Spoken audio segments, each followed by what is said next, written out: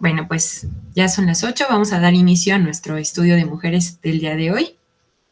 Y para eso les pido que inclinemos nuestro rostro, cerremos nuestros ojos para hacer esta oración.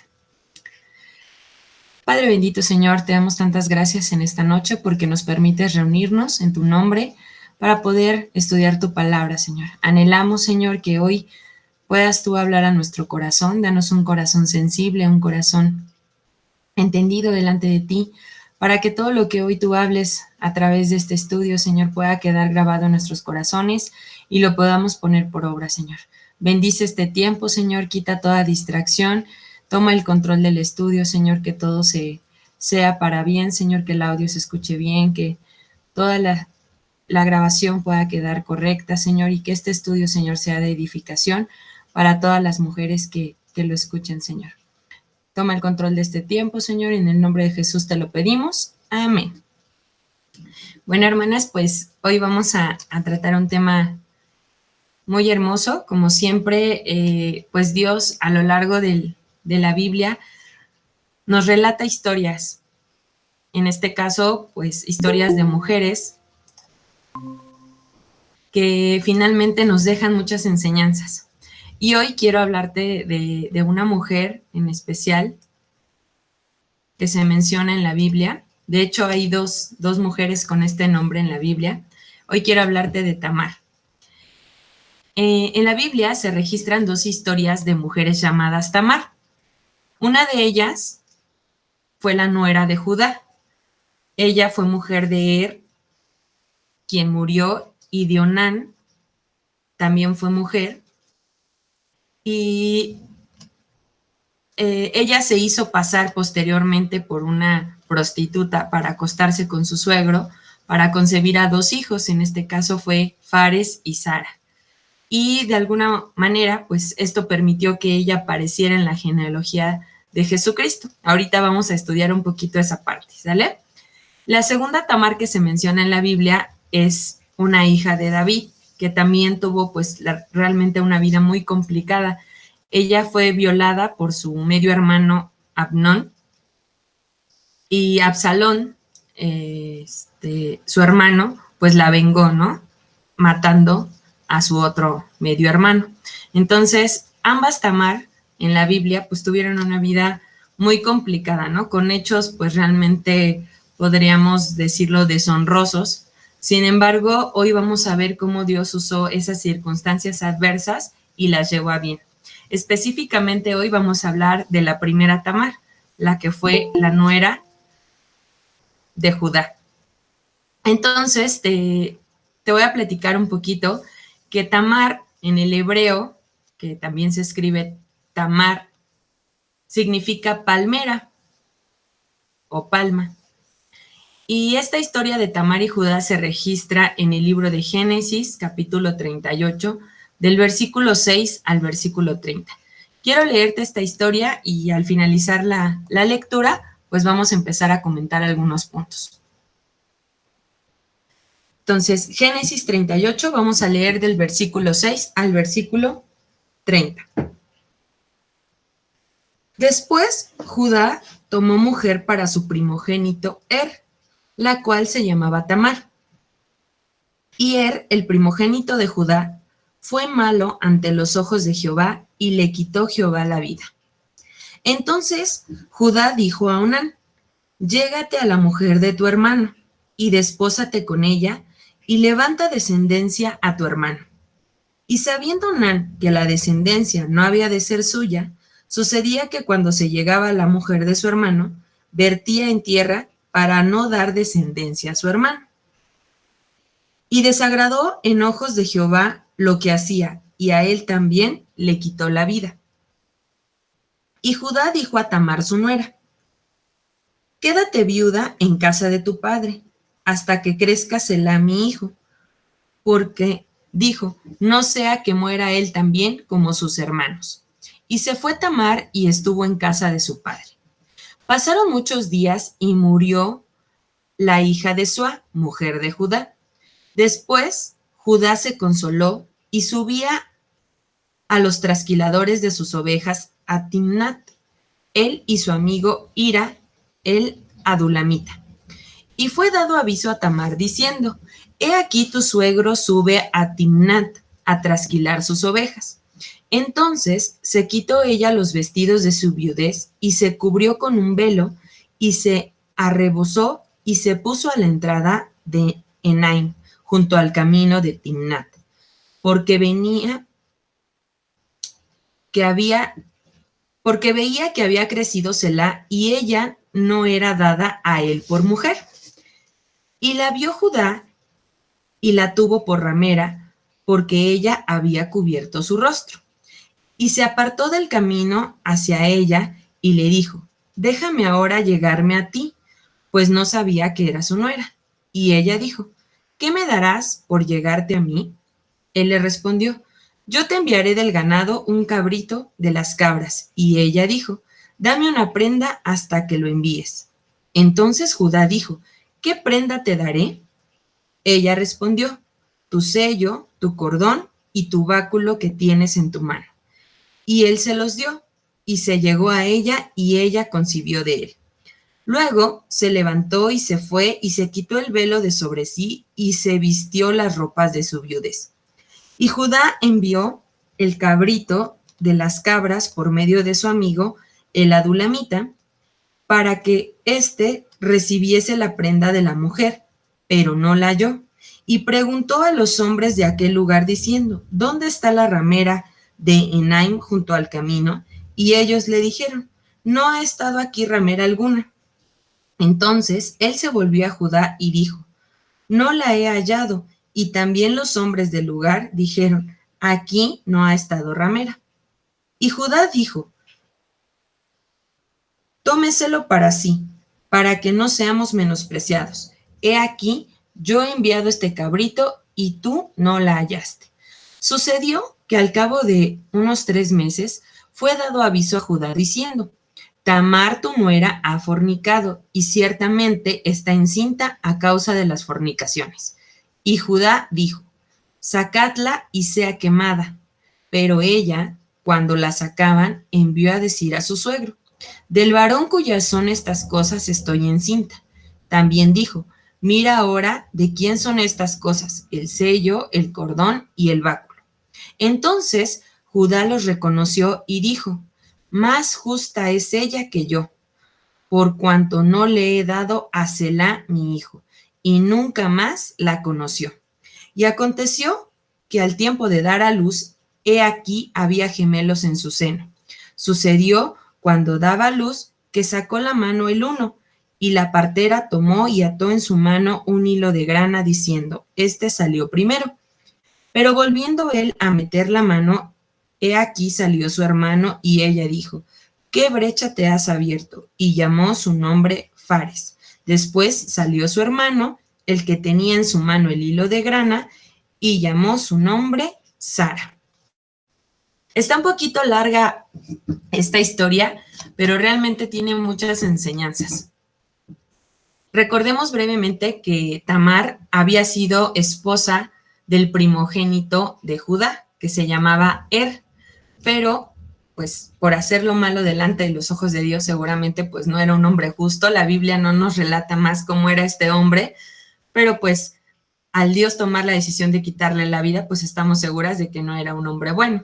Entonces Tamar le fue quitado su primer esposo murió. En el Antiguo Testamento se acostumbraba que cuando una esposa no tenía hijos y quedaba viuda, el hermano del esposo tenía que tomarla. Esa se llamaba la ley del levirato. Entonces, el hermano del esposo la tomaba por mujer para que hubiese descendencia. Recordemos que para las mujeres hebreas, pues era de gran honor el poder tener hijos y preservar la descendencia, en este caso de las familias, ¿no? En este caso, preservar la descendencia de Judá.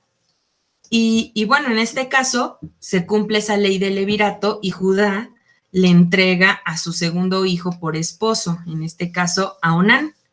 Y Onán, no queriendo que la descendencia pues fuera llamada de su hermano pues obviamente hizo lo que no agradó a los ojos de Dios, ¿no? se resistió a ese mandato que había y que él tenía que cumplir.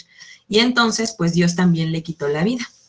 Entonces, imagínense, pues, cuál era la situación de esta mujer, ¿no? De haber tenido ya 2 matrimonios y que de ninguno de estos matrimonios, pues, pudo ella cumplir ese deseo de poder tener hijos, ¿no? Y de poder preservar la descendencia de la familia a la cual ella pertenecía.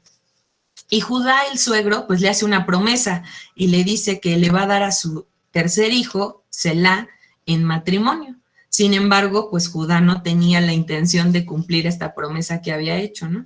Entonces la manda a casa de su padre, que eso era finalmente algo deshonroso, el que ella regresara a la casa de su padre, y ella se va y finalmente esperando a que Judá cumpla la promesa, ¿no? Pero al ver que pasaba el tiempo y que esto no sucedía, pues ella toma una decisión, tal vez un poco arbitraria, una decisión a lo mejor no tan correcta, no la más adecuada ante los mandamientos y lineamientos de Dios, pero sin embargo Dios tiene misericordia de ella, ¿no? A pesar de que ella tomó una mala decisión, pues obviamente acostándose con su suegro, Dios tiene compasión de ella y tal es la compasión que finalmente Tamar es una de las 4 mujeres que aparece en la genealogía de Cristo. Sabemos que hay 4 mujeres que aparecen, entre ellas pues Betsabé, que también fue una mujer, podríamos decirlo así, pecadora, y Rahab, que también era una prostituta, una ramera, y que también aparece en la genealogía de Cristo, ¿no? Entonces, esta mujer Tamar también aparece, y esto lo podemos encontrar en el libro de Mateo, capítulo 1, versículo 3, donde dice, Judá engendró de Tamar a Fares y a Zara, Fares a Esrom y Esrom a Aram. Entonces, este primer capítulo de Mateo nos está relatando la genealogía de Jesucristo, ¿no? Y aquí aparece que de ese hijo de Tamar viene la descendencia de Jesucristo, ¿no? Entonces, hoy vamos a aprender un poquito acerca de esta mujer, ¿no?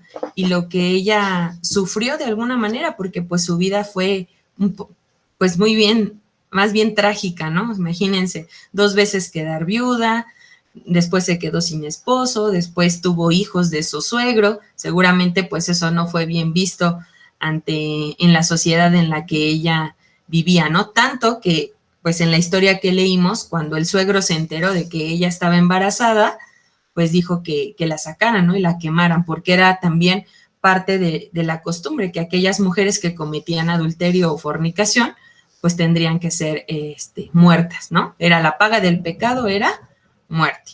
Entonces, pues imagínense, ¿no? Todo lo que había en la vida de esta mujer.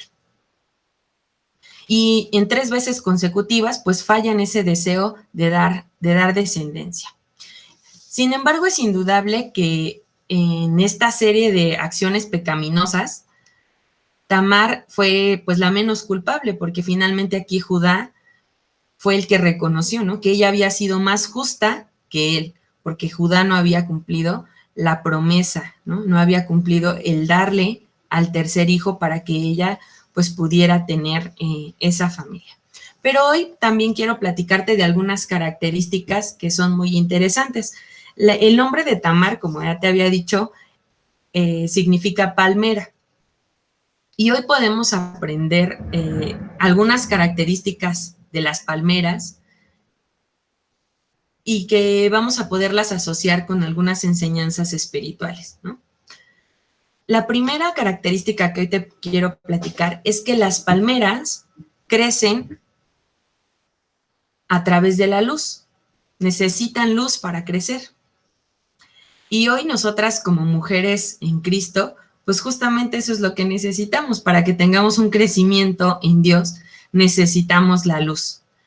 Y quiero que me acompañes ahora a la primera carta de Juan, casi al final de tu Biblia, la primera carta de Juan, capítulo 1. Vamos a leer los versículos del 5 al 7.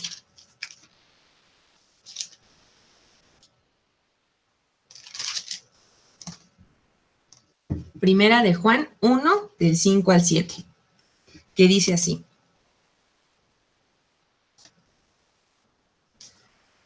Este es el mensaje que hemos oído de él y os anunciamos. Dios es luz y no hay ningunas tinieblas en él. Si decimos que tenemos comunión con él y andamos en tinieblas, mentimos y no practicamos la verdad. Pero si andamos en luz, como él está en luz, tenemos comunión unos con otros y la sangre de Jesucristo, su Hijo, nos limpia de todo pecado.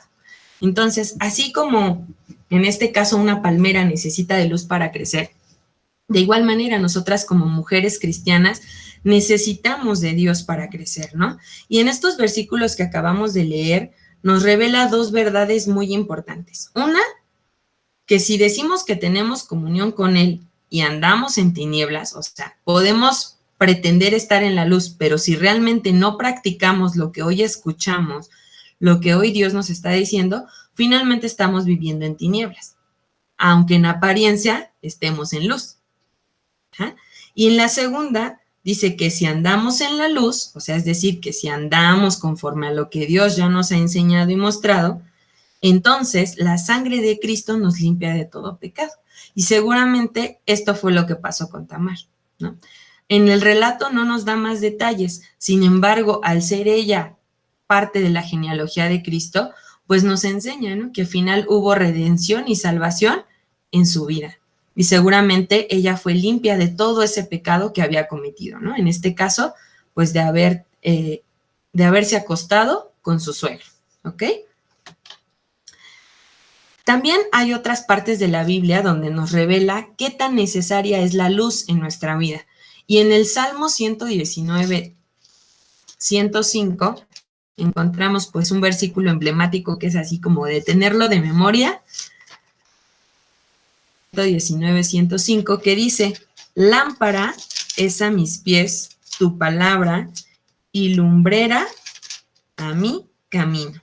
Entonces, hoy entendemos que la luz es la Biblia, ¿no? Esa lámpara que nos alumbra para que nosotros vayamos por el camino correcto, pues es la Biblia.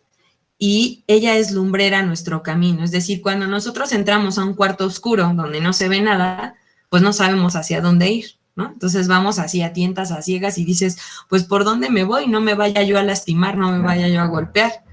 Sin embargo, cuando entramos a una habitación oscura y prendes la luz, pues de inmediato sabes cuál es el camino por el que puedes transitar sin lastimarte, ¿no? Entonces, esto es parte de la importancia de que nosotras como mujeres hoy vivamos en la luz, que la lámpara de Dios, que es su palabra, nos alumbre y nos diga cuáles son las decisiones que debemos tomar, para que no nos pase lo que a Tamar, ¿no? Seguramente ella, cuando tomó esta decisión de hacerse pasar por una prostituta y acostarse con su suegro, pues no estaba en luz, ¿no?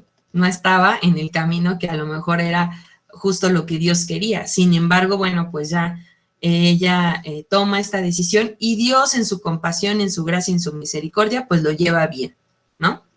Pero hoy nosotras como mujeres en Cristo debemos asegurarnos de estar en esa luz. El hecho de que Dios es luz establece un contraste natural con la oscuridad.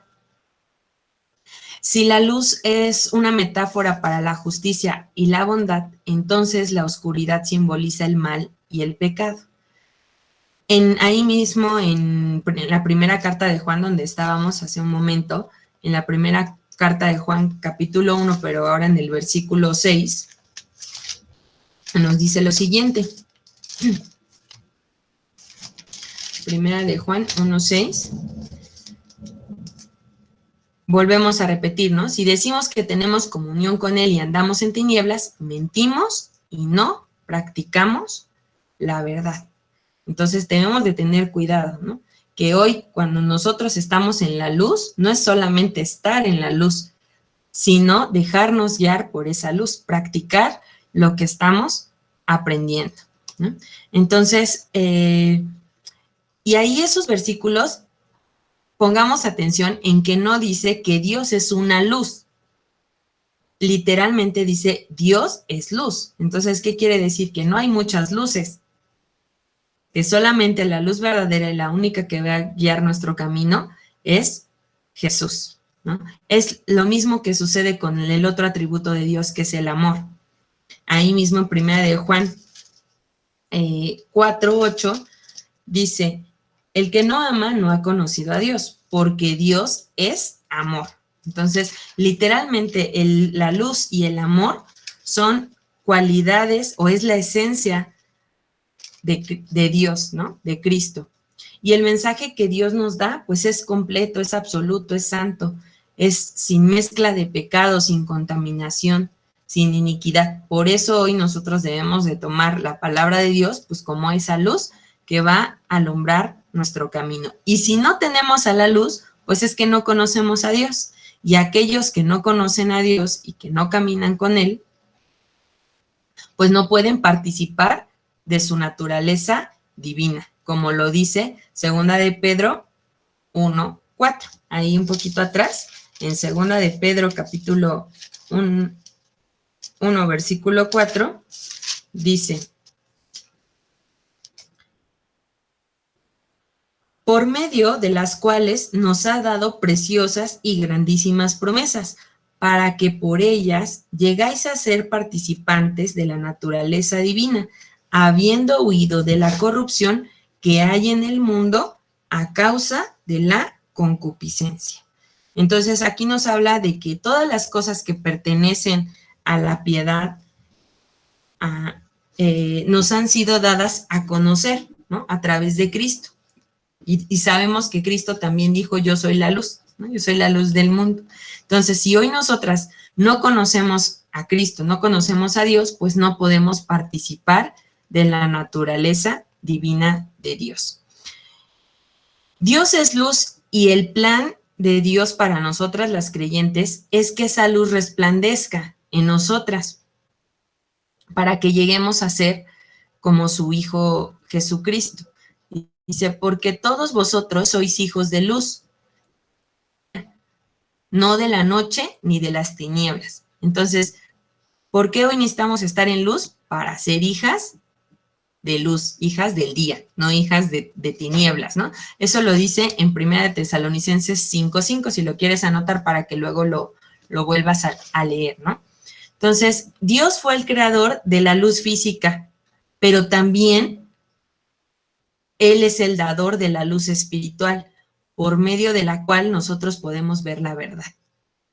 Y la luz expone lo que se oculta en la oscuridad, muestra las cosas realmente como son. A veces, por ejemplo, en el caso de Tamar, ella pudo pensar que lo que hacía no estaba mal, porque de hecho ella venía de un pueblo de Canaán, y en Canaán, pues la fornicación no estaba mal vista, ¿no? O sea, era un pueblo pagano en la cual la fornicación pues no estaba mal visto el que ella tuviera relaciones con quien no era su esposo. Entonces, muchas veces así pasa. Cuando nosotros no conocemos la verdad, pues esa verdad no nos permite que nosotras podamos entender cuál es realmente pecado delante de Dios. Ajá. Entonces, vamos a avanzar a la segunda característica y al final me hacen las preguntas o las dudas que tengan. ¿Sale? Porfa.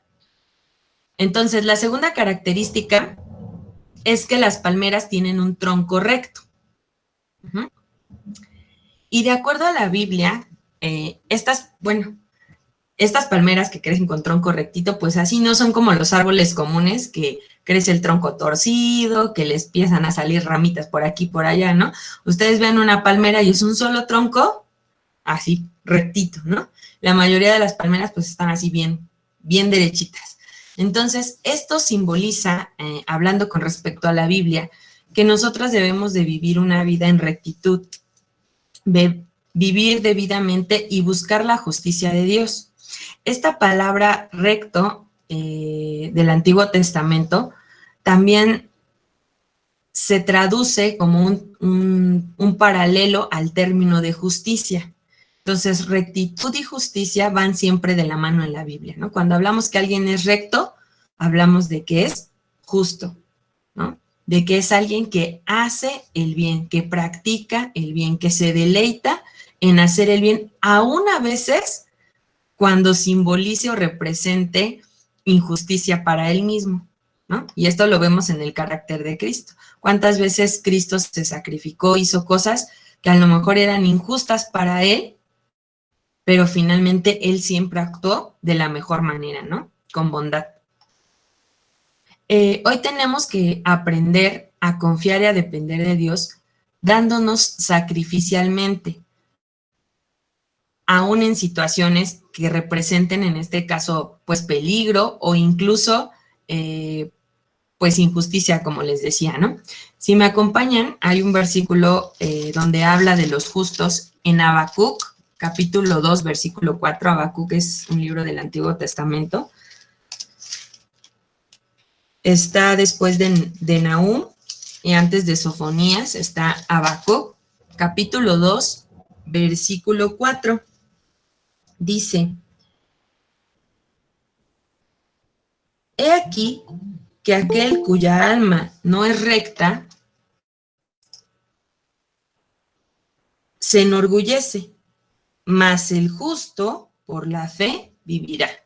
Entonces, aquí hay una característica importante. Si nosotras hoy queremos ser justas, rectas delante de Dios, dice que tenemos que vivir por medio de la fe. Y la Biblia también nos especifica que todo aquello que no proviene de fe es pecado, ¿no? Que todo aquello que nosotros hagamos que no provenga de la fe es pecado. Entonces, hoy, si nosotras queremos vivir de una manera justa, tenemos que ser personas de fe, que busquemos ejercer acciones llenas de vida, ¿no? Llenas de edificación, de bienestar para nuestro prójimo, incluso para nuestros mismos enemigos, ¿no? Porque sabemos pues que el mundo está permeado por el pecado, ¿no? Pero nosotros a través de nuestra fe en Dios pues vencemos todo eso. Y quiero que me acompañes a 2 salmos que nos hablan en relación a esta parte. El primero es Salmos 11:7, y el segundo es Salmo 15, versículo 1 y 2.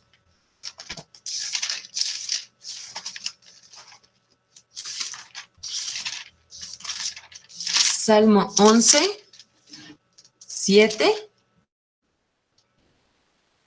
y Salmo 15, 1 y 2. Entonces, el primero dice, Salmo 11:7. Porque Jehová es justo y ama la justicia. El hombre recto, en este caso vamos a ponerle la mujer recta, mira su rostro. Entonces, ¿cómo vamos a poder nosotras mirar el rostro de Dios? Pues siendo justas, siguiéndonos derechitas por el camino que Dios ya nos trazó, ¿de acuerdo? Y el siguiente salmo, que es el Salmo 15, versículo 1 y 2, dice así: Jehová, ¿quién habitará en tu tabernáculo? ¿Quién morará en tu santo monte? El que anda en integridad y hace justicia. Entonces, si nosotros queremos habitar en el tabernáculo de Dios, que es en ese lugar santísimo, en esa comunión estrecha con Dios, pues lo que tenemos que hacer es andar en integridad y en justicia. La tercera característica de las palmeras, que la estamos relacionando con nuestra vida espiritual, ya dijimos, la primera es que necesita luz para crecer. La segunda, que tiene un tronco recto, o sea, que se va derechito, que es íntegro, que es justo. La tercera es que su tronco tiene una gran flexibilidad y que ante posibles tormentas y huracanes se puede doblar totalmente, pero regresa a su posición original. Es muy difícil ver una palmera, pues, digamos, quebrada por una tormenta, ¿no? Generalmente las palmeras, aunque el viento esté muy fuerte, aunque llegue el huracán, se doblan para allá, se doblan para acá, pero vuelven a regresar a su posición normal, ¿no? Entonces, esto nos habla de que como hijas de Dios debemos tener fortaleza en las pruebas, pero esta fortaleza no proviene de nosotras. Debemos entender que esta fortaleza nos la da Dios. Y en la carta de Santiago, pues es uno de los versículos más, digamos, mencionados, ¿no? Cuando hablamos de las pruebas, que también, pues es un versículo que tenemos que tener a memoria, porque pues nuestro día a día está lleno de pruebas y finalmente hoy tenemos que mantenernos como Santiago lo decía, ¿no? En Santiago 1, versículos 2 al 4. Dice, hermanas mías, tened por sumo gozo cuando os halléis en diversas pruebas, sabiendo que la prueba de vuestra fe produce paciencia. Mas tenga la paciencia su obra completa para que seáis perfectas y cabales sin que os falte cosa alguna. Entonces, el propósito siempre de las pruebas, pues, es perfeccionarnos, es hacernos mejores, es seguir moldeando nuestro carácter, ¿no? Y esto, pues, lo decía Santiago en estos versículos, ¿no? Que son de gran enseñanza. Entonces, a veces podemos decir, ¿cómo podemos gozarnos en los tiempos difíciles, no? ¿Qué hace posible guardar esa fe cuando estamos pasando por pruebas duras de soportar? Así como en este caso de la historia que estamos viendo, ¿no? Seguramente no fue fácil para ella, para Tamar, quedarse viuda 2 veces, ¿no? Y saber que no había cumplido el propósito por el cual ella estaba ahí, ¿no? Entonces, lo que nos alienta y lo que nos fortalece ante estas situaciones de prueba difíciles de soportar y por las cuales podemos tener gozo, son las promesas de Dios. Entonces, cuando nosotros nos hallemos en una prueba, pues ¿a qué tenemos que recurrir? A las promesas de Dios, que son las que dan ánimo y fortaleza a nuestra fe. Si creemos realmente en esos versículos de promesas, pues tendremos siempre la fuerza en tiempos difíciles y nuestra esperanza nunca se va a ir, porque las promesas de Dios justo eso es lo que dan, esperanza. Te voy a leer algunos versículos.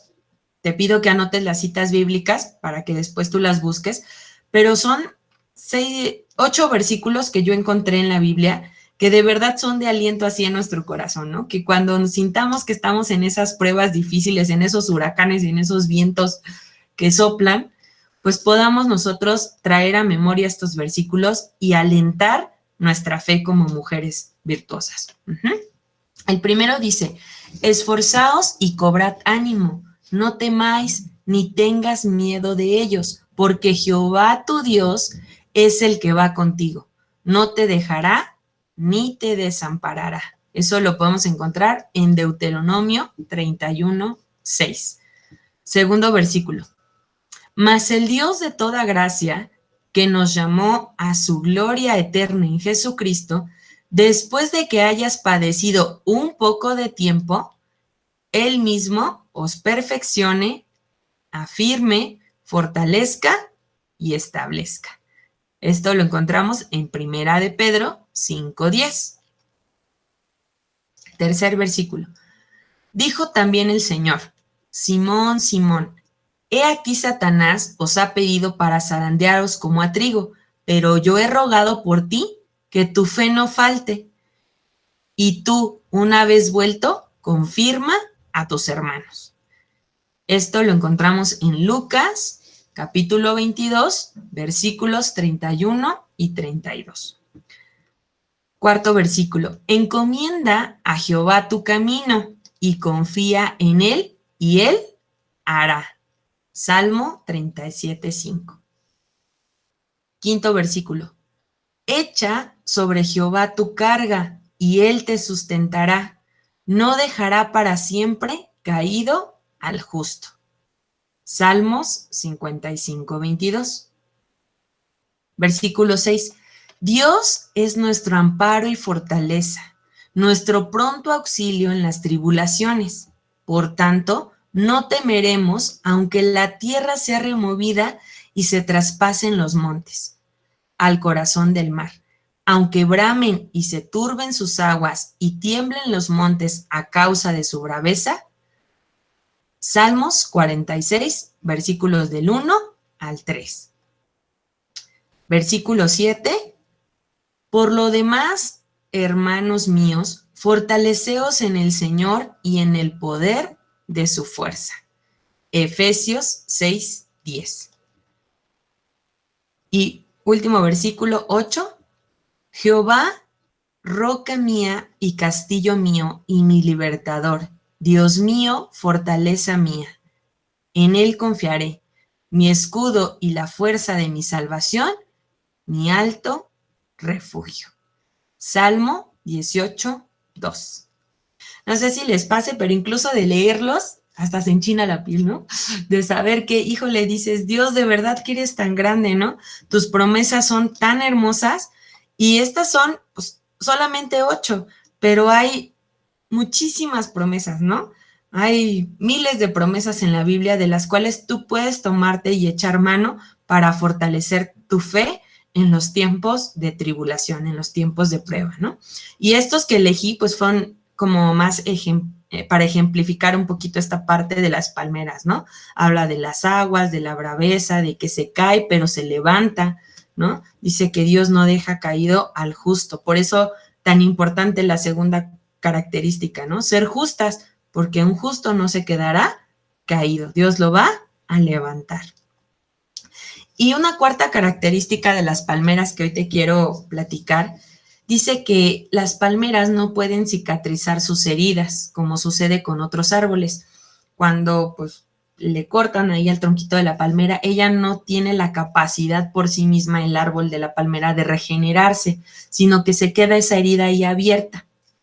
Y muchas veces nosotras como mujeres nos pasa así, ¿no? Nosotras por nosotras mismas no tenemos la capacidad de sanar nuestras heridas.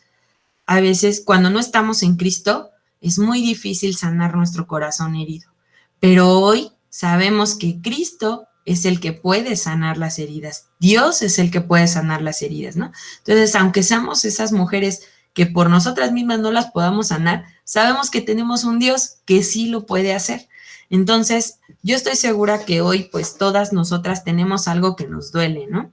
A veces llegamos a acumular heridas y las tenemos ahí ocultas en nuestro corazón y pues esas heridas no nos dejan crecer, ¿no?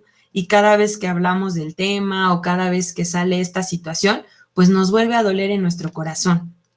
Entonces, si hoy tú puedes detectar que tienes una herida abierta, pues deja que Dios sea el que te sane. Deja que sea Dios el que cure esa herida, ¿no? La gracia de Dios tiene ese efecto sanador. Y quiero que me acompañes a un salmo también donde nos habla de esta sanidad que solo viene de Dios. El Salmo 147, versículo 3. En el Salmo 147, 3 dice así: Él sana a los quebrantados de corazón y venda sus heridas. Entonces, ¿quién es el único que nos puede sanar y vendar nuestras heridas? Pues Dios, ¿no? Pero ¿cómo lo hace? ¿Cómo sana Dios esas heridas ocultas que hay en nuestro corazón? Es tan maravilloso porque Dios lo hace a través de darnos una nueva identidad.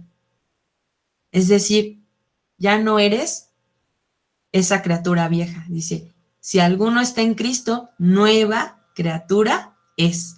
Es decir, te da una nueva identidad. Eres una nueva persona cuando llegas a los pies de Cristo, pero lo tienes que creer.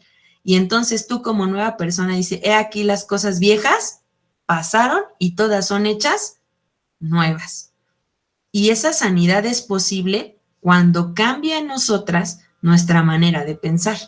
Entonces es como te digo ahorita, si finalmente nosotras sabemos que al llegar a Cristo Dios nos dio un nuevo corazón, pues entonces esa forma de pensar la tenemos que tener aquí bien presente, que Dios ya nos hizo de nuevo. Entonces todas esas heridas viejas ya pasaron, las tenemos que dejar ahí, en el pasado, enterradas, olvidadas, ya no estarlas trayendo a memoria, ¿no? Ya no estar abriendo la herida y otra vez, quitándonos la costrita, ¿no? O sea, al final Dios ya nos está sanando y tú vas y te vuelves a arrancar la costra, ¿no? Te vuelves a sangrar.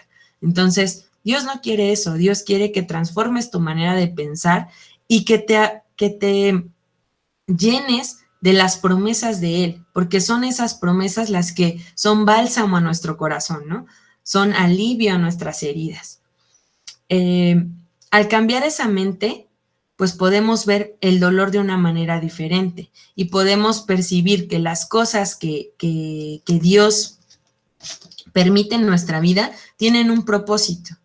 Y de esa manera nuestra vida va experimentando una restauración integral, cuando ya no nos enfocamos en de por qué a mí me pasa todo lo malo, por qué me tuvo que pasar a mí, por qué yo, sino al contrario, le decimos a Dios, ¿para qué Dios? ¿Para qué permitiste esta situación en mi vida? ¿No? Y ese término herida viene de una palabra hebrea que es naka, bueno, Naka sería, porque es con acento en la segunda A y con K, y significa golpeado, arruinado, destruido, vencido. Entonces, muchas veces podemos sentirnos así en nuestra vida espiritual, ¿no? Golpeadas, arruinadas, vencidas, saqueadas, ¿no? Así como que nos quitaron todo lo que era nuestro, pero finalmente en estas traducciones entendemos, ¿no? Que si hay un corazón herido que está golpeado porque a lo mejor nos dijeron palabras que nos lastimaron, que está arruinado porque podemos pensar que tuvimos un gran fracaso, pues en lo familiar, en lo financiero, en el trabajo, que estamos vencidas o saqueadas porque a lo mejor perdimos una batalla espiritual, ¿no? Renunciamos a algo, abandonamos algo, nos dimos por vencidas en algo, algo en nosotros fue destruido, ¿no? A lo mejor nuestro matrimonio, a lo mejor algo que tú tenías y fue quitado, pero todo esto, pues obviamente resulta en una herida en el corazón, pero sabemos que esas heridas solo Dios las puede sanar, como ya lo vimos, ¿no? Pero hay consecuencias de un corazón herido. Entonces, hoy yo te quiero mostrar también ahí mismo en Salmos cuáles son dos consecuencias así, ahora sí que llegan a nuestra vida si estamos viviendo con un corazón herido. Y hoy Dios te dice, pues examínate, ¿no? Si no estás viviendo con un corazón herido. La primera consecuencia, dice en el Salmo 102, versículo 4 y 5, mi corazón está herido y seco como la hierba, por lo cual me olvidé de comer mi pan. Versículo 5, por la voz de mi gemido, mis huesos se han pegado a mi carne. Entonces, hay dos consecuencias inminentes de un corazón herido. La primera es sequedad. Dicen, es un corazón en el que no fluye ríos de agua viva, ¿no? No fluye el Espíritu Santo. ¿Por qué? Porque está seco. El término seco se traduce como estar avergonzado, desilusionado, marchito. Y generalmente ese tipo de sentimientos a lo que nos llevan es a ser unas personas aisladas, con baja autoestima, que no se consideran dignas de las bendiciones o de la presencia de Dios en su vida, ¿no? Entonces, hoy tenemos que identificar si nosotras no nos estamos sintiendo con un corazón seco, ¿no? Y la segunda consecuencia es obviamente en lo físico, en el cuerpo físico. Y aquí habla de que los huesos, ¿no? Entonces está hablando de que la persona pierde pues esa vitalidad en su cuerpo, desfallece y muchas veces las heridas espirituales se desencadenan en enfermedades, ¿no? Sabemos, por ejemplo, del cáncer, de la artritis, que finalmente tienen su causa más bien en situaciones también emocionales, ¿no? Entonces hoy tenemos que cuidar esa parte. No digo que todas las enfermedades sean producto de un corazón herido, pero probablemente lo sean, ¿no? Entonces, ¿qué debemos de hacer cuando detectamos que tenemos un corazón herido? Pues en primer lugar, identificar, ¿no? ¿Qué es lo que nos hirió? Una ofensa, un abuso, un fracaso, un pecado, una decepción.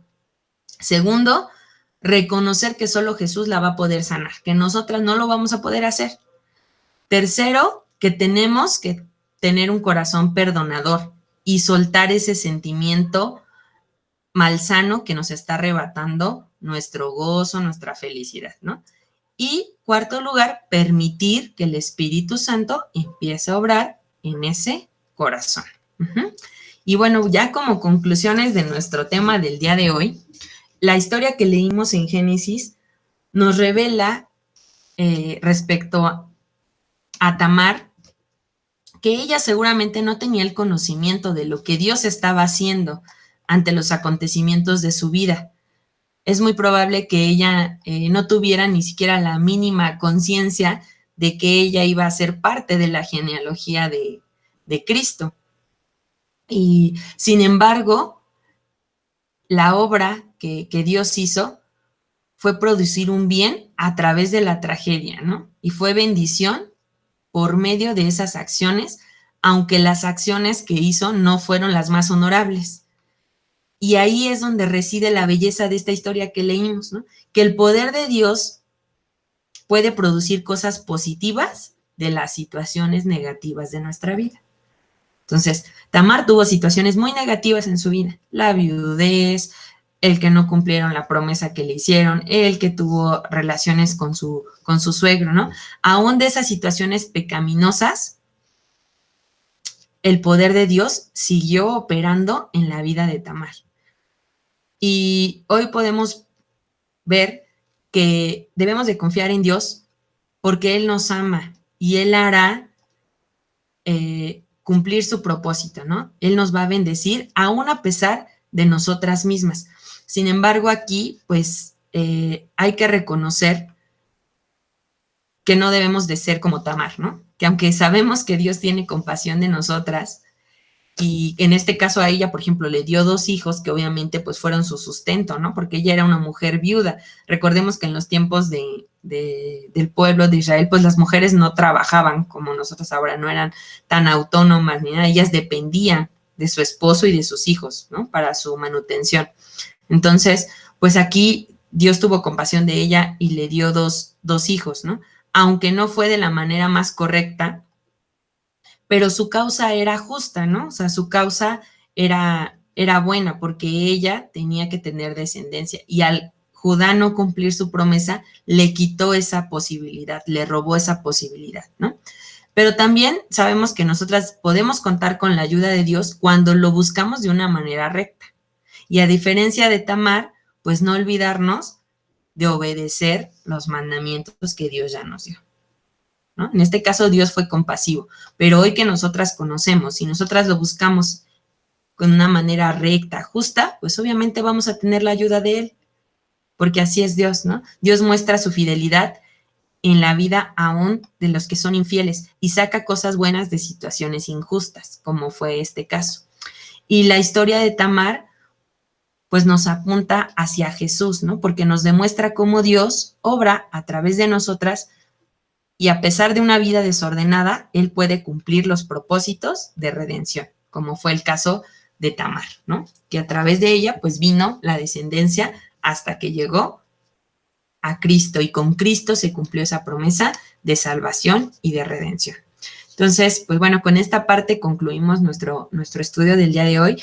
Yo espero que Dios haya hablado a tu corazón, así como pues habló a mi corazón, y que retomemos estas características, ¿no? Que seamos esas mujeres que busquemos la luz, esas mujeres que vayamos rectamente en el camino que Dios ya nos trazó, esas mujeres que aunque haya tormentas y dificultades, pues sí, nos vamos a doblar o a veces nuestra fe va a flaquear, pero vamos a regresar a donde estábamos, ¿no? Derechitas con el Señor. Y por último, que si tenemos alguna herida en nuestro corazón, producto de lo que sea, de una ofensa, de una pérdida, de un fracaso, pues Dios tiene el poder de sanar esas heridas, ¿sale? Entonces, pues acompáñame en esta oración para terminar y ahorita damos paso a preguntas. Padre bendito, Señor, te damos tantas gracias por tu amor, por tu infinita misericordia, porque sabemos, Señor, que tú siempre cumples tus promesas, Padre, que en ti tenemos esperanza, Señor, porque tú nunca nos abandonas, Señor, y que aún a pesar de situaciones complejas en nuestra vida, tú estás ahí, Señor.